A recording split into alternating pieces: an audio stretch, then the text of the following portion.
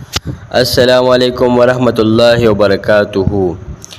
هر چرته چې الله مخاد آباد او خوشاله لرا، الله مو د غمونو، تکلیفونو، پریشانو، مصیبتونو او آفتونو نه وساتلی کا. حاضر یم د یوې نوې ویډیو سره او د یوې نوې وظیفې سره. دا وظیفه هم د اولاد د حصول لپاره ده. نو الله رب العالمین دی مونږ او تاسو ته ټول ته الله رب العالمین دی مونږ او تاسو ته د اولاد په شان د خپل نعمت دا حاصل کی.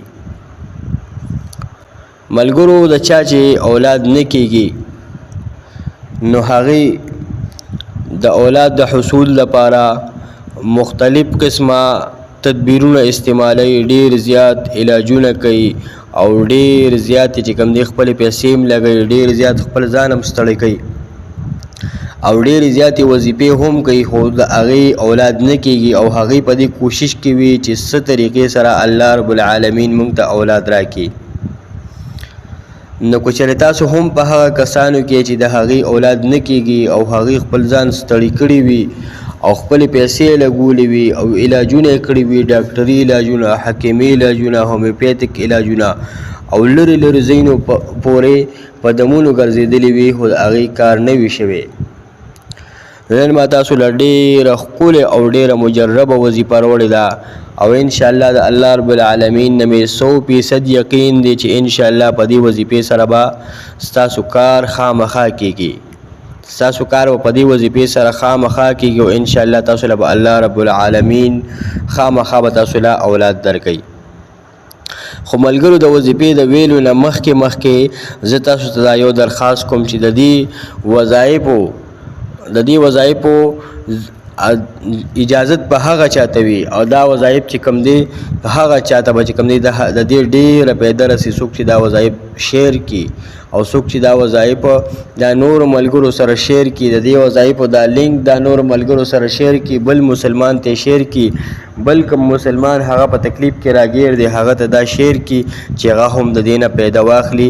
هغه مسلمانانو ته د دې وظیفې 100% اجازت دی. وظیفه دا ده چې د چا اولاد نه کیږي یا هغه زنانه چې د هغې په ګېډه باندې ماشوم جوړ شي، هغه حامله شي او د حمل نه بعد د هغې هغه ماشوم ضایع شي، د هغې حمل ضایع شي،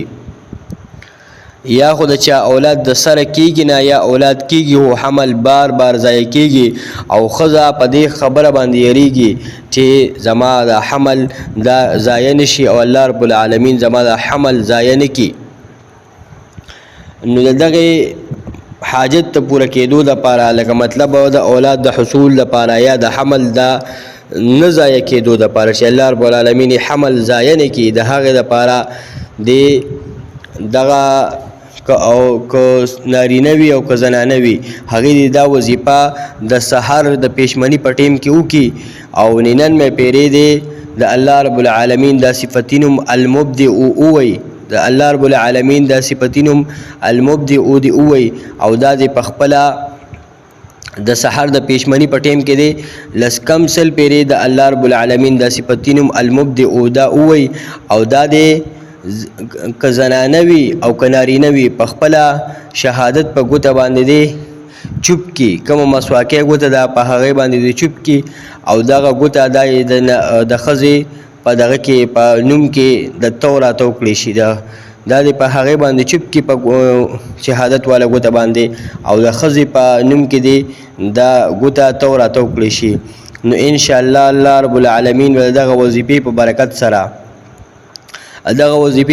سره به دغه خلکو د الله رب العالمین اولاد هم ورکي او که چېرې اولاد یې شوي وي او په خېټه باندې ماشوم جوړ شوي و حمل بار ضایع کېږي نو انشاءالله رب العالمین به دې د حمل د ضایع کېدو نه محفوظ وساتي. د وظیفې مدت پوره 7 ورځې دي، پوره 7 ورځې به د پیشمني په ټیم کې